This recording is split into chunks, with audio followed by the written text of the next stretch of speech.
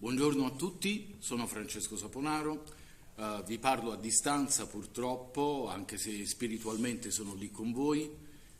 Volevo salutare il presidente del Teatro Trianon Viviani Gianni Pinto e il direttore artistico Marisa Laurito, ringraziarli per questa nuova opportunità che arriva per festeggiare e per ricordare un anniversario importante che è il 100° dalla scomparsa del patriarca Edoardo Scarpetta, patriarca del teatro napoletano, e in un nuovo appuntamento che mi vede protagonista, regista di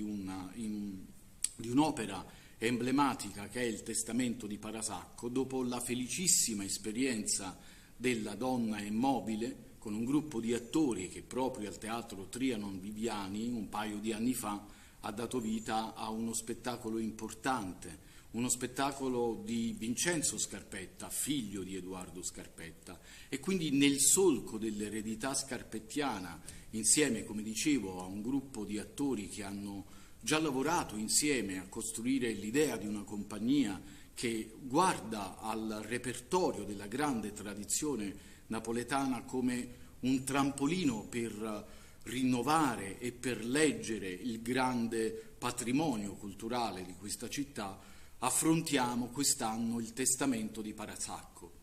Il Testamento di Parasacco è uno dei lavori meno noti di Edoardo Scarpetta, ma non per questo meno importante. Anzi, io ritengo fondamentale questa opportunità perché nel 1878 al Teatro San Carlino Edoardo Scarpetta dà vita a una scrittura particolarissima. Si tratta di una commedia comico-fantastica spettacolosa in 3 atti, quindi un'altra volta una commedia con musica che tira le fila di un ponte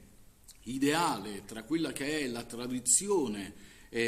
appresa dal suo padre artistico Antonio Petito e comincia a tracciare le linee di quello che sarà il futuro, disegnando anche le caratteristiche dei futuri personaggi che animeranno il lavoro di Scarpetta successivo e quello più noto.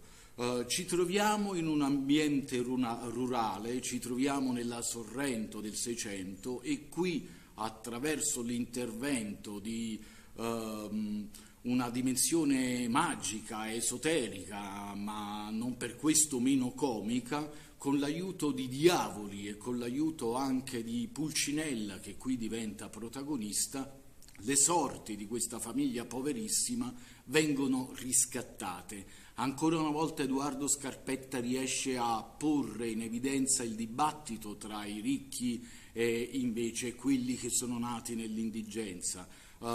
facendo veramente un lavoro di straordinaria composizione che parte dai principi del teatro petitiano per svilupparli poi in quella che sarà la natura del lavoro successivo.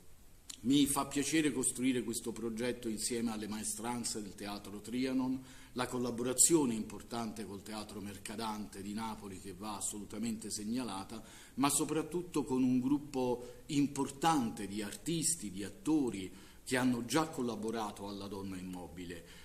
Mi auguro che ci siano le incursioni di giovani in questa nuova produzione e credendo sempre di più nel rapporto di collaborazione tra generazioni, tra artisti ormai formati che sono la solidità del teatro napoletano e quelli che invece si stanno affacciando al mestiere, perché credo fondamentalmente che il teatro sia la capacità di passarsi da persona a persona la grande eredità del patrimonio culturale che un genio come Edoardo Scarpetta ci ha lasciato.